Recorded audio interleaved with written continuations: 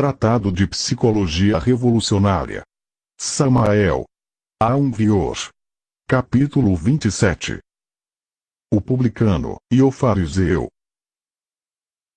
Refletindo um pouco sobre as diversas circunstâncias da vida, bem vale a pena compreender seriamente as bases sobre as quais descansamos. Uma pessoa descansa sobre sua posição, outra sobre o dinheiro, aquela sobre o prestígio, aquela outra sobre seu passado, outra ainda sobre tal ou qual título, etc.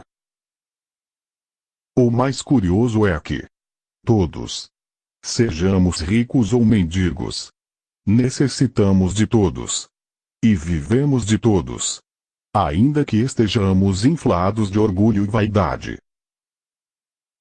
Pensemos um momento no que podem tirar-nos. Qual seria nossa sorte em uma revolução sangrenta? Como ficariam as bases sobre as quais descansamos? Ai de nós! Cremo-nos muito fortes e somos espantosamente débeis. O eu, que sente em si mesmo a base sobre a qual descansamos, deve ser dissolvido, se é que em realidade desejamos a autêntica bem-aventurança. Tal eu subestima as pessoas. Sente-se melhor que todo o mundo, mais perfeito em tudo, mais rico, mais inteligente, mais esperto na vida, etc. Resulta oportuno citar agora aquela parábola de Jesus, o grande Cabir, acerca dos dois homens que oravam.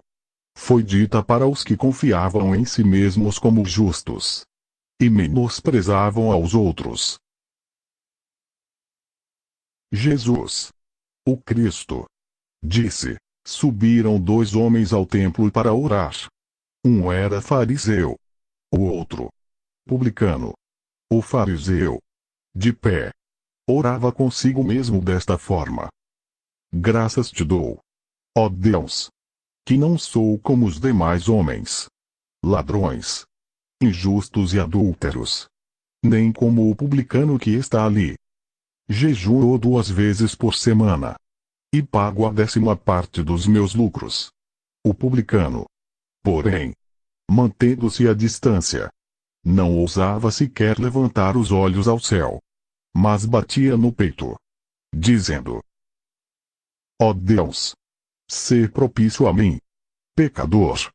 Digo-vos que este voltou para casa justificado, e não o outro. Porque todo o que se exalta será humilhado, e o que se humilha será exaltado. Lucas 18, 10, 14. Começar a dar-se conta da própria nulidade e miséria em que nos encontramos é absolutamente impossível, enquanto exista em nós esse conceito do mais. Exemplos: eu sou mais justo que aquele, mais sábio que fulano, mais virtuoso que sultano, mais rico, mais esperto nas coisas da vida, mais casto, mais cumpridor dos deveres, etc. Não é possível passar através do buraco de uma agulha enquanto sejamos ricos, enquanto exista em nós esse conceito do mais. É mais fácil um camelo passar pelo buraco de uma agulha que um rico entrar no reino de Deus. Isso de que minha escola é a melhor e de que a do próximo não serve. Isso de que minha religião é a única verdadeira e todas as outras são falsas e perversas. Isso de que a mulher de fulano é uma péssima esposa e a minha é uma santa. Isso de que meu amigo Roberto é um bêbado e eu sou um homem muito judicioso e abstêmio, etc. Isso é o que nos faz sentir ricos. Motivo pelo qual somos todos como os camelos da parábola bíblica, com relação ao trabalho esotérico. É urgente auto-observar-nos de momento em momento, com o propósito de conhecer claramente os fundamentos sobre os quais descansamos. Quando alguém descobre aquilo que mais o ofende em um dado momento, ou incômodo que lhe deram por tal ou qual coisa, então descobre as bases sobre as quais descansa psicologicamente. Tais bases constituem, segundo o Evangelho cristão, as areias sobre as quais cada um edificou sua casa. É necessário anotar cuidadosamente como e quando se desprezou aos outros, sentindo-se superior, talvez devido ao título ou à posição social, ou à experiência adquirida, ou ao dinheiro, etc. É grave sentir-se rico, superior a fulano ou a ciclano, por tal ou qual motivo. Gente assim não pode entrar no reino dos céus. É bom que cada um de nós descubra em que se sente lisonjeado. Em que é satisfeita sua vaidade. Isso virá mostrar-nos os fundamentos sobre os quais nos apoiamos. Contudo, tal classe de observação não deve ser uma questão meramente teórica. Devemos ser práticos e observarmos-nos cuidadosamente. Em forma direta. De instante em instante. Quando alguém começa a compreender sua própria miséria e nulidade. Quando abandona os delírios de grandeza. Quando compreende quão nécios são tantos títulos. Honras e vãs superioridades sobre nossos semelhantes. É sinal inequívoco de que já começa a mudar. Uma pessoa não pode mudar se se aferra a coisas como minha casa, meu dinheiro, minhas propriedades, meu emprego, minhas virtudes, minhas capacidades intelectuais, minhas capacidades artísticas, meus conhecimentos, meu prestígio, etc. Isso de aferrar-se ao meu e a mim é mais que suficiente para nos impedir de reconhecer nossa própria nulidade e miséria interior. É de assombrar o espetáculo de um incêndio ou de um naufrágio. Então as pessoas, desesperadas, se apoderam muitas vezes de coisas que causam riso. Coisas sem importância. Pobres pessoas. Sentem-se nessas coisas. Descansam nessas bobagens.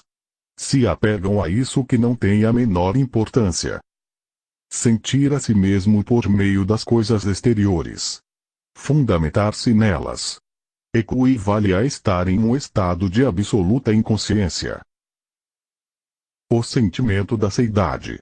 O real ser. Só é possível dissolvendo todos esses eus que levamos em nosso interior.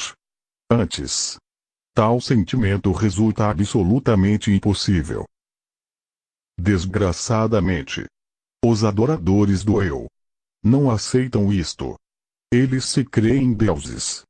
Pensam que já possuem esses corpos gloriosos.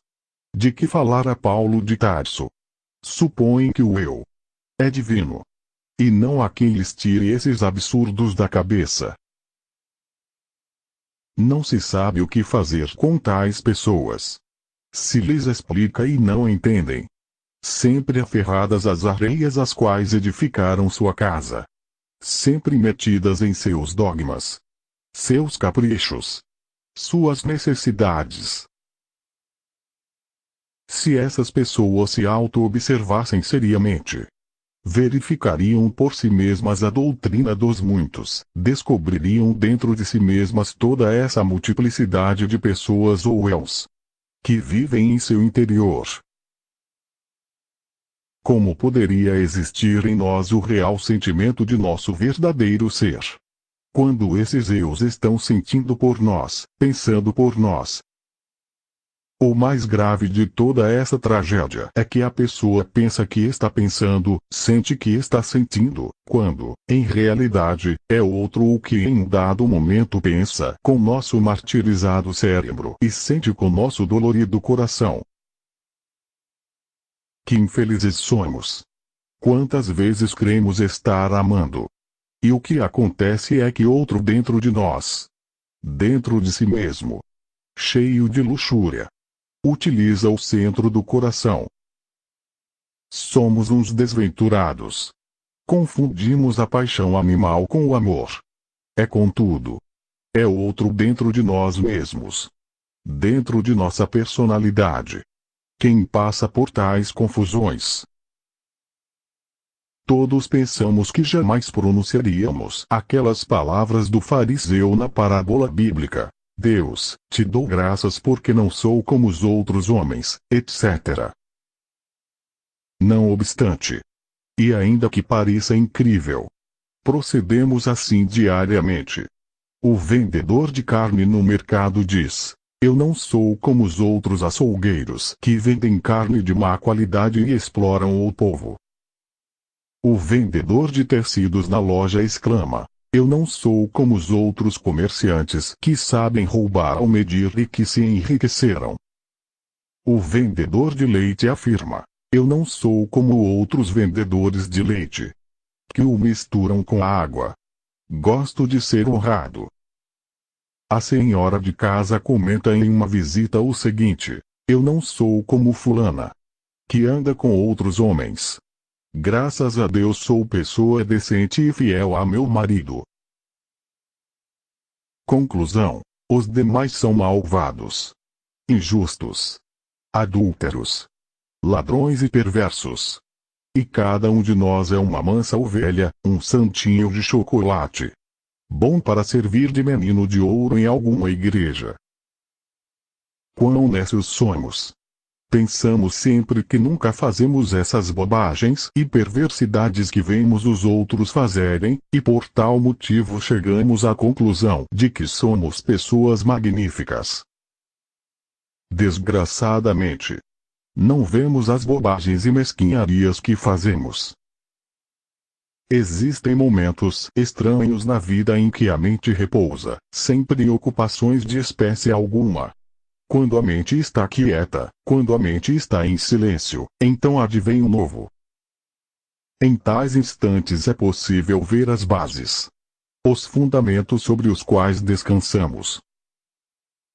Estando a mente em profundo repouso interior, podemos verificar por nós mesmos a crua realidade desta areia da vida, sobre a qual edificamos a casa. Veja-se Mateus 6, 24, 29. Parábola que trata dos dois cimentos.